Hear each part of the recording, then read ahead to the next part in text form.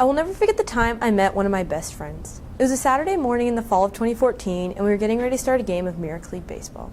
I hadn't found a buddy yet, a buddy being the child with special needs that I would pair up with, and together we would work through playing the game, when I saw a boy being carried in by his dad. So I decided I might as well go over, introduce myself. I hadn't seen him before, so I figured he was probably new. I walked over, we talked for a minute, and he agreed to go out onto the field with me and play. As we walked out onto the field, we talked about a few different things we could do to warm up. He decided we would go practice batting. So he walked up to home plate, parked his walker, I gave him the bat, took a few steps back, and pitched the ball. He went up, swung, hit the ball, swung all the way through, and bam, he hit the floor. He had fallen. I wasn't really sure what to do at this point because I had never met him before. He was really quiet and he really didn't talk much. So I go over, his parents weren't really paying attention, so I knew we were good in that aspect. I look at him and he was just laughing. He thought it was pretty funny that I didn't really figure out that he was going to fall before he fell. So I picked him up and we tried again. This time I was holding his hips to stabilize him, and so someone else was pitching the ball. Throughout the last few years, my friend and I have started doing all sorts of different things together outside of Miracle League. We've gone to climbing places, we play Wii, we've made slime, we've gone on all sorts of different adventures. And then one day, last year around this time, he expressed interest in trying the Wii Fit. I knew that it would be possible for me to stand behind him and hold his hips, but I also knew that if I would have done that, he would have loved it, and he would have wanted to play Wii Fit all day, and my back would not necessarily have agreed with that. So I decided to take things into my own hands and create a device for him to be able to stand in. So I used PVC pipe, duct tape, 2 karate belts, and a t-shirt so that I could put it over the top of the Wii Fit. He could stand inside of it and play, and if he were to fall, it would catch him. And this worked pretty well, but he didn't necessarily enjoy the Wii Fit once he learned how much work went into having to try and play it. Pediatric physical therapists aim to help children like my buddy Colby work through different daily living tasks and learn how to do them more independently or more in the way that their peers do. Because of this type of work, Albert Einstein's quote, "Most people see what is and never see what can be," is changing, and people are starting to see what children can do. Throughout the first semester, we focused on 3 major parts. We focused on research, interviews, and our original work. So I'm first to tell you about a little bit of some of my interviews.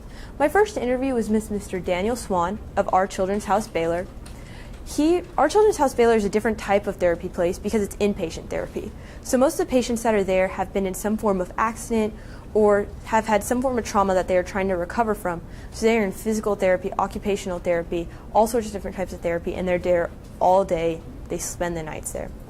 We talked a lot about motivation and how motivation is one of the key things used in physical therapy, especially in an inpatient setting where the children know what life was like before the accident and trying to get them back to or as close to as their life was before. My next interview is with Dr. Jan. Dr. Jan runs a cerebral palsy clinic called 1CP Place. An interesting fact about Dr. Jan is she herself also has physical therapy, or has cerebral palsy, and she is a neurologist. We talked a lot about the different types of cerebral palsy. There's quadriplegic, hemiplegic, paraplegic, all affecting different parts of your body. And we also talked about spastic, how some children with cerebral palsy will be spastic and they will not be able to oftentimes control the movement of their bodies. We talked about how cerebral palsy should be classified as a movement disorder because for many kids, it doesn't affect their ability to think, but it affects their ability to move. She was also able to talk to me a little bit about pushing kids. She herself had cerebral palsy. She never wanted to work with children with cerebral palsy because she didn't like herself. She didn't like the way she looked. But then as she was able to get through medical school and start working with kids, she loved it. And she's able to help the parents understand that they can push their children to as far as they possibly can go. My next interview was with Mallory Ponce of Our Children's House Frisco. She was one of the first people I interviewed that was truly a physical therapist. The other people, they focused in some other things, maybe management, or Dr. Jan was a doctor. And we talked a lot about different diagnoses and different types of physical therapy. And I really enjoyed this because most of the other people I interviewed, we didn't talk about all the different types of therapy and different diagnoses. We mainly talked about what work they did at their clinic. Next, I got to talk to Dr. I. Dr. I is a physical medicine and rehabilitation doctor at Children's Hospital. She doesn't work in a gym. She focuses more on the doctor side of rehabilitation, doing different types of injections or maybe different minor procedures. We talked a lot about Botox injections, and I found Botox injections very interesting because they also correlated with what I was learning in medical microbiology. Botox injections come from a toxin called botulinum toxin. Botulinum toxin is also what causes botulism, which is a very deadly illness. To make Botox, 1/1000th of the lethal dose, which comes in a vial about this big, is used.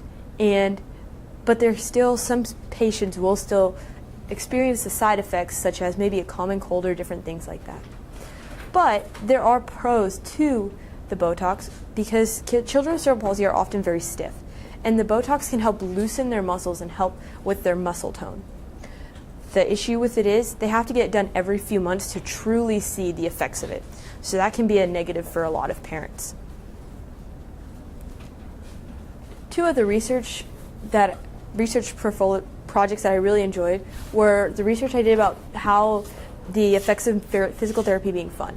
I learned that a lot of children do not want to go to physical therapy because they have most likely come off of a long day of school or other therapies, or maybe they've just been playing all day. So going to physical therapy can be rough. So physical therapists, as I've seen through my mentorship, they work really hard to make physical therapy a fun place with games or competitions, or everything is fun. I also learned in this article about the Wii Fit and how some physical therapists will use a Wii Fit to work with their kids, because a Wii Fit is just a place where they could be in one place and get exercise. They can work on shifting their balance, they can work on taking steps. The physical therapist can see how much pressure they're using with one foot or the other and like the percentage of the difference. So I found this to be very interesting. Another thing I looked into was pediatric strength training. Dr. Jan is very big into this. And as I was reading these articles, I learned that pediatric strength training is controversial because some parents of children with cerebral palsy believed that you're going to strengthen the muscles of my child. Well, my child's muscles are already very stiff. So if you strengthen their muscles, are they just going to be stiffer? As I read further, I learned that this wasn't necessarily true. With muscles and strengthening comes being able to do new skills. If we didn't have any core strength, how would we sit up? If we didn't have any quad strength or hamstring strength, how would we be able to walk? So, after doing this research and these interviews, I started my original work. For my original work, I created and worked through therapy plans with my buddy Colby. So, for the beginning, I created goals, and then each week we would meet for 1 hour, and during those hour sessions, I would have a list of things we would do, and we would go through and we would check off them as we did them. All of the activities we did had to have some sort of competition, something fun, some sort of game along, because most of the time when I would pick him up, he would be just waking up from sleeping. He would sleep the whole bus ride home, and he was not really feeling like going out. Some of the different things we got to do would be, we worked a lot on standing independently and seeing how long he could stand, and him having to work to keep his balance. We did a lot of wheelbarrow walking and Superman. Superman was his all-time favorite, and they would all be competitions, and those worked a lot on core strength. We would play on the Wii Fit to work on shifting weight back and forth, and then we would also play with the ball. We would work on balance and stretching on the ball. And then I have a short video.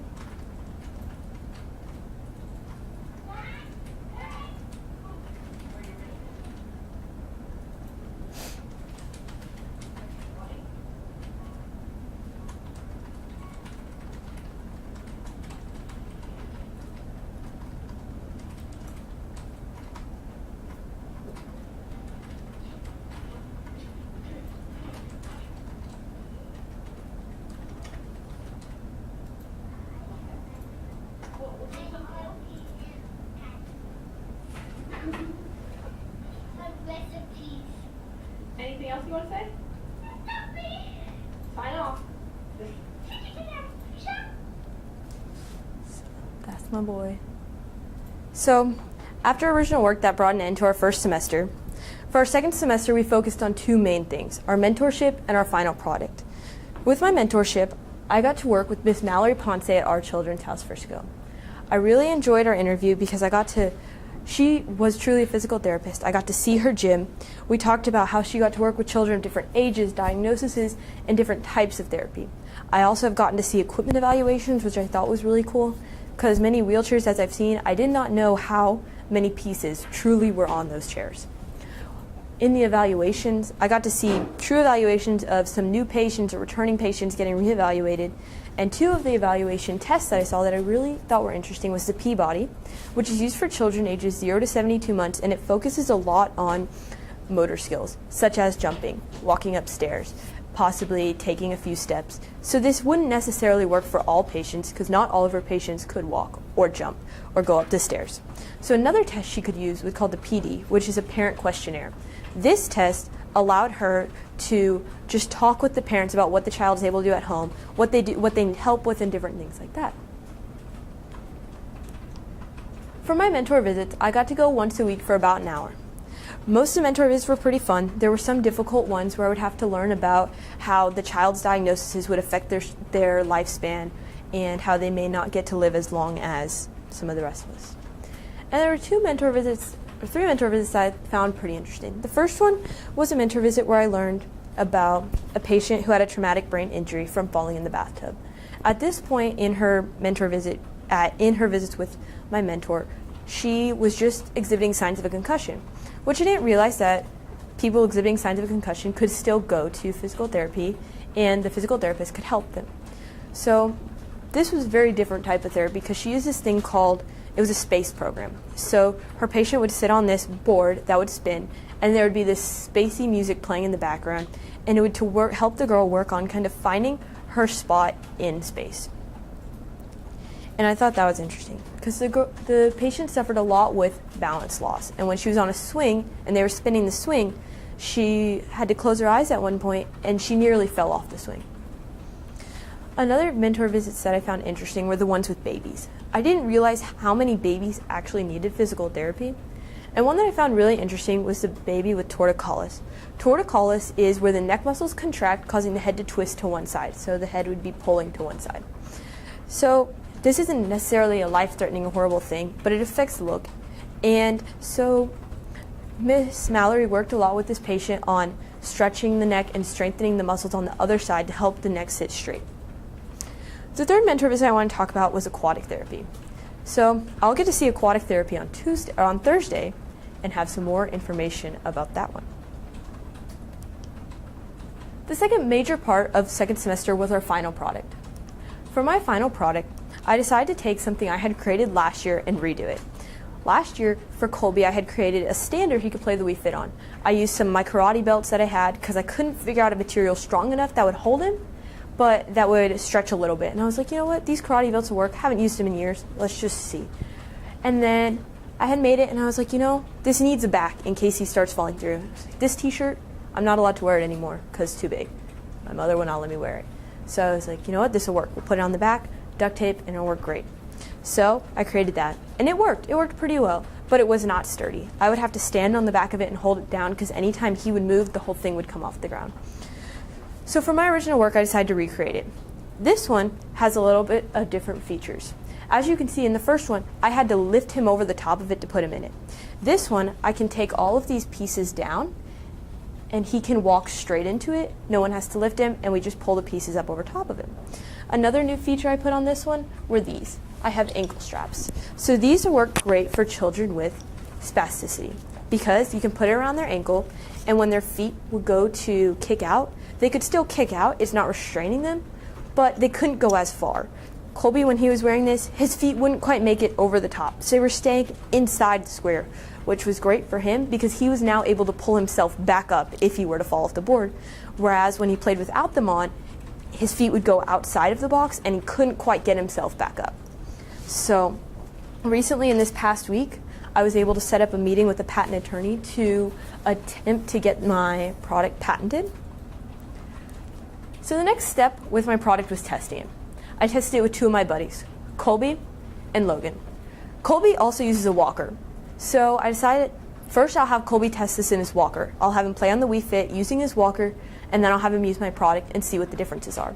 When he used his walker, he was able to find his balance a little easier because he was a little closer, but once he started playing the games, it didn't work too well for him because he didn't have the room to move. For Logan has muscular dystrophy and gets fatigued incredibly easily.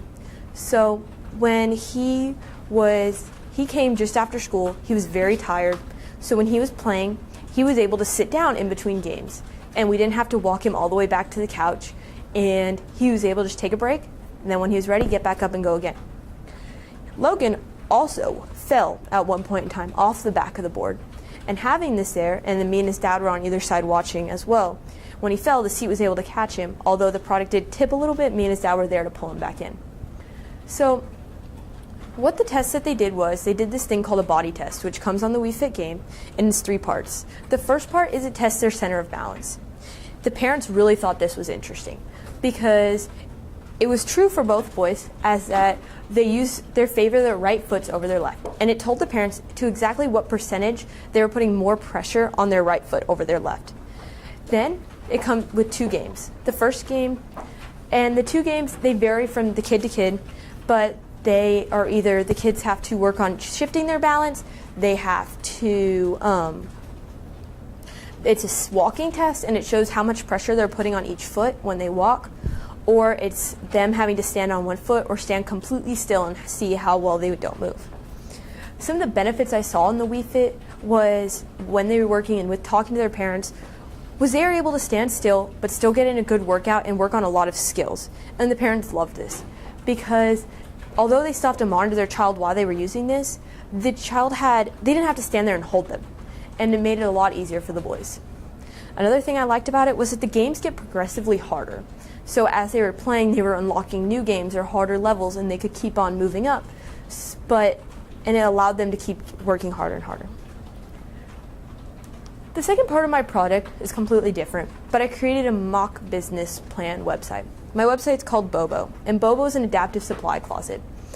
An adaptive supply closet will be a place where parents can go and buy or sell equipment that their child has used or needs.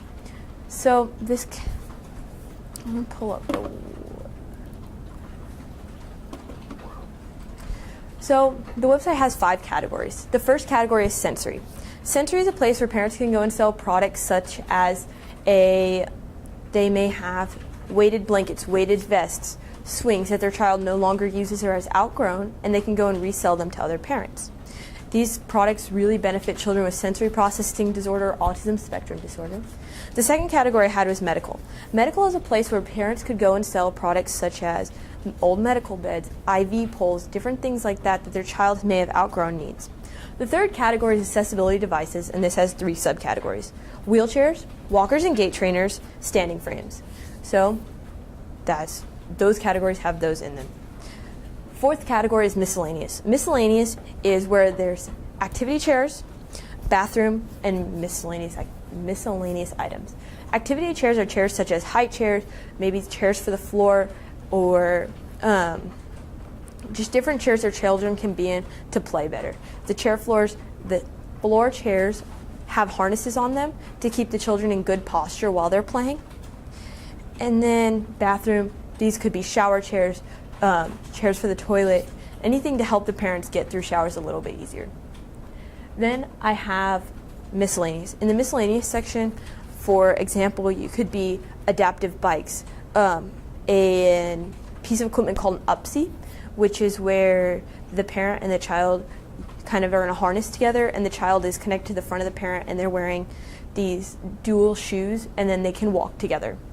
And then I had a pool flotation device on there because swimming, children with special needs, a lot of them love swimming, but it can be really difficult, especially if the child can't swim or if they have cerebral palsy and they're very stiff. Having a flotation device helps keep the head above water, and it's a lot easier on the parents. The 5th category was something I thought would be kind of fun, and it's the DIY section. This is where parents can go and they could submit an idea. So maybe they made something like this for their child and they think other kids could benefit from it. So parents could go in and they could submit a picture of it, why they made it, how they made it, what they made it for, and what it does. And then other parents can go on and see and be like, oh, wow, that's really cool. I think my kid could benefit from this, and then they make it for their kid. So So, in conclusion, this year in ISM has been really nice, and I've enjoyed getting to learn. I've learned so many professional skills, working with my mentor, doing interviews, having to contact people, and without knowing them, meeting up with new people I don't know, and giving speeches. I'd like to thank Coach Goff, my family, my guests here today, and my mentor so much for helping me this year.